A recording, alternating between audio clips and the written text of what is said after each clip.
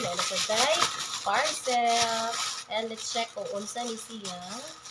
Kung ano yung atong na-order sa Black Cup. Oh, wow, nice kaayo ang packaging. Oh, kita nimo oh. Super nice kaayo. Tadin! Look, nice. Uy, ni packaging, maulaw mo sa tayo. Yan, may bubble. Oh, lahi na ganda nga bubble wrap. Mura man ni sa mga. Uy, simple ra kayang kuan. Uy, packaging tanawa. Murag ka na bitaw sa mga paras. Unsa may tawag ani? Hala, nice lagi. Ayaw Sa pagbaa. straw ba, ma? Oh. Na, Sayang man. Ayaw pagbutha. Uy, siya nga. everyone. Mura para sa ice candy. Charot. Patanawa. Ni ang sulod.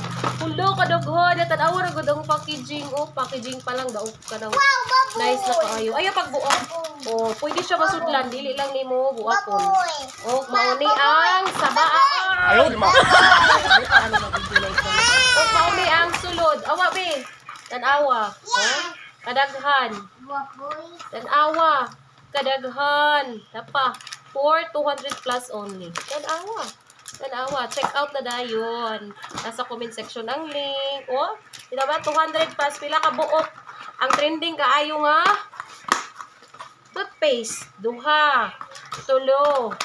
Upat plus na pagyud kay whitening tooth powder with free toothbrush o napadyud kay mouthwash. Asa na ka? Go na dayon. Check out na dayon. Now na.